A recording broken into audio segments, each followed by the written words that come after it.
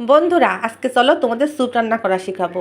আজকে চলে আসি তোমাদের রেস্টুরেন্টের সাথে স্যুপ রান্না করা শেখাতে। গাদা গাদা টাকা খরচ করে রেস্টুরেন্টের স্যুপ না খেয়ে চলো বাড়িতে যা যা আছে তাই দিয়ে আমরা রেস্টুরেন্টের থেকেও ভালো স্যুপ বানাই ফেলি। বন্ধুরা, তোমাদের স্বাগত জানাচ্ছি আজকে স্যুপ রান্না শেখার জন্য। এই দেখো, আমরা শীতকালীন যেসব সবজি বাজারে পাওয়া যায়, খুব কম ও দামও কম, সেসব সবজি কিনে নিয়ে আসি। যে গাজর আছে, ধনিয়া পাতা আছে পেঁয়াজের কালি। এই দেখো, এখানে কিছু বুকের মাংস নিচ্ছি, চিকেন বুকের মাংস যেগুলো সেগুলো। যখন বাসায় চিকেন আনবে তখন 2 পিস তাড়াতাড়ি সরাই ফেলবা, ফ্রিজে রেখে দিবা যাতে কেউ দেখতে না পায়। পরে স্যুপ যখন রান্না করবা তখন বের করবা। এখানে নিচ্ছি গোলমরিচের গুঁড়া 1 চামচ, আর নিচ্ছি সস ছাড়া কিন্তু স্যুপ একেবারেই ভালো লাগে না বন্ধুরা। আর এখানে নিচ্ছি ভিনিগার, আর নিচ্ছি কর্নফ্লাওয়ার তোমরা সবাই চেনো, সবার বাড়িতে এখন এটা থাকে অ্যাভেলেবেল, এটা আর নতুন করে চিনানোর কিছু নেই। বন্ধুরা, এখন নিচ্ছি একটা ডিম যখন স্যুপের মধ্যে দেবো ওই স্বাদ তখন দ্বিগুণ বাইরে যাবে। বন্ধুরা, এখন আমি সবজিগুলো কটকট করে কাটে ফেলবো। এই দেখো কত তাড়াতাড়ি সবজিগুলো কাটতেছি।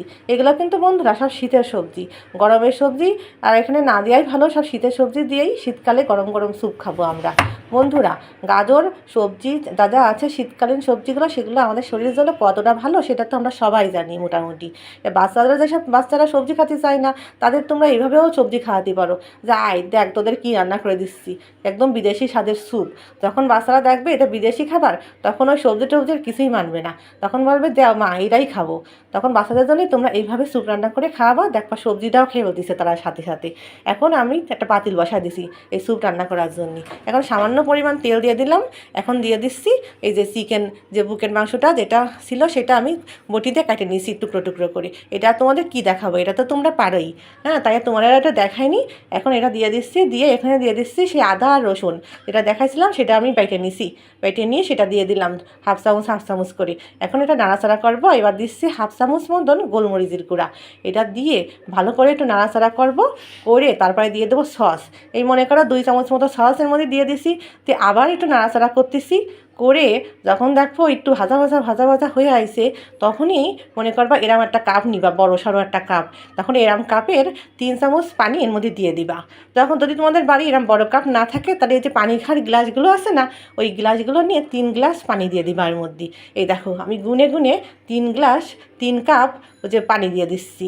হ্যাঁ, 3 কাপ পানি 2জন মানুষের জন্য খুব ভালো স্যুপ হয়ে যাবে।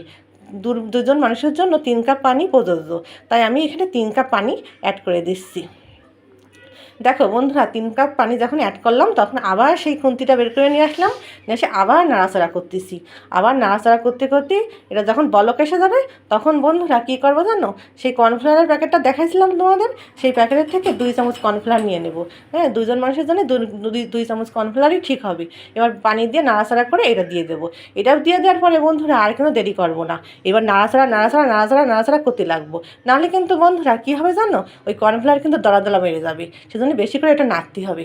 যখন আবার ফুটে উঠবে এটা, তখন কি করব, দেরি না করে এই সবজিগুলো দিয়ে দেবো। বন্ধুরা, সবজি দেওয়ার পরে কিন্তু বেশিক্ষণ আর নাড়বো না, হ্যাঁ, বেশিক্ষণ আর জাল দেবো না, তাহলে কিন্তু সবজিগুলো ঘুটে যাবে। এবার স্বাদ মতন লবণ দিয়ে দিলাম। লবণ দেওয়ার পরে বন্ধুরা একটু নাড়াচাড়া করে দেবো। এই লবণের পরিমাণটা কিন্তু আমি বলিনি বন্ধুরা, এটা তোমাদের স্বাদ মতন তোমরা দিয়ে নিবা। এবার সেই ডিমটা ফাটায় বন্ধুরা ঘটা করে একটু নাড়ায় নিলাম। হ্যাঁ, এবার ডিমটা দিয়ে দেওয়ার পালা। এবার আমি দেখো ডিমটা দিয়ে দিচ্ছি। ডিমটা দিয়ে দেওয়ার পরে স্যুপটা কিন্তু একেবারেই চেঞ্জ হয়ে যাবে এর চেহারা। এই দেখো চেহারা কেমন চেঞ্জ হয়ে আইছে। এখন বন্ধুরা আবার কিছুক্ষণ নাড়বো এটারে। হ্যাঁ, নাড়াচাড়া করবো কিছুক্ষণ, তখন দেখবা এরকম একটু ঘন হয়ে আইছে স্যুপটা। তখন কি করব, এর স্বাদ আরও দ্বিগুণ বাড়ানোর জন্যই সস মেরে দেবো এর মধ্যে খানিকটা। প্রায় 7-8 চামচ মতো সস একটা বাটিতে নিয়ে নিয়ে এই সসটা এর মধ্যে মারিয়ে দেবো। হ্যাঁ, মারিয়ে দেওয়ার পরে দেখো এর কালার যেমন চেঞ্জ হবে, আর এর স্বাদ তো মনে করো হু করে বাড়বে। হ্যাঁ, সস দেওয়ার আগে কিন্তু এত স্বাদ হতো না, সস দেওয়ার পরে এর স্বাদটা হু করে বেড়ে যাবে। তারপরে দিয়ে দেবো গোলমরিচের গুঁড়া। 1/2 চামচ মতো দিয়ে দিলাম গোলমরিচের গুঁড়া। হ্যাঁ, এইবার কী করবো জানো, সেই ভিনিগার রেখেছিলাম না, সেই ভিনিগারটা এর মধ্যে 2 চামচ দিয়ে দিলাম, আর দিলাম কাঁচামরিচ, কুচি করে কাটা আছে কাঁচামরিচটা ছিল না, ওইটাও দিয়ে দিলাম ওর মধ্যে। দিয়ে এবার এর মধ্যে একটা কাজ করেছি কিন্তু বন্ধুরা, এই গ্যাসের চুলাটা কিন্তু বন্ধ করে দিছি। হ্যাঁ, এবার সেই গ্যাসের চুলায় যে স্যুপটা ছিল, সেই স্যুপটার মধ্যে এই ভিনিগার আর মরিচটা দিয়ে দিচ্ছি। এইবার দিয়ে দেব ধনিয়া পাতা। ধনিয়া পাতা দিয়ে দিলাম। এবার আমার রান্না একেবারেই ফিনিশ হইল। এখন বন্ধুরা যেটা করব, এখন আমি পরিবেশনের জন্য এটা রেডি করতেছি। দেখো, এই দেখো আমি এখন পরিবেশনের জন্য রেডি করতেছি। এই যে দুটো বাটি নিয়ে নিছি, কারণ আমরা 2 জন খাবো তাই। হ্যাঁ, এবার আমি বাটিতে উঠোই নিলাম এইটা। এবার আমি দুটো চামচের মধ্যে দিয়ে দিলাম। চামচ ছাড়া তো বন্ধুরা স্যুপ খাওয়া যায় না চামচ দিয়ে, তাই দুটো চামচের মধ্যে দিয়ে দিলাম। এবার দেখো নিয়ে চলে আইছি, একেবারে ড্রয়িং রুমে নিয়ে চলে আইছি পরিবেশন করার জন্যে। এখন পটাপট এটা খাইয়েও তোমাদের দেখাবো যে কেমন স্বাদ আছে। আমি গ্যারান্টিতে করছি বন্ধুরা, তোমরা যদি এটা কারোর খাওয়াও আর নিজেরা খাও, হ্যাঁ আমি গ্যারান্টিতে করছি বন্ধুরা, এটা কিন্তু একেবারে অখাদ্য হবে না। এটা কিন্তু খুবই টেস্টি হবে, খেয়েই একবারে বলে উঠবা ওয়াও। হ্যাঁ, রেস্টুরেন্টে যা তোমাদের আজকে থেকে কোনো প্রয়োজন নেই, বাসায় বানাও আর যত পারো খাও। এ দেখো বন্ধুরা, এটা কত কত মজা হয়েছে, এটা দেখলেই কিন্তু বোঝা যাচ্ছে। বন্ধুরা আজকের মতো তোমাদের বিদায় জানাচ্ছি, টাটা বন্ধুরা।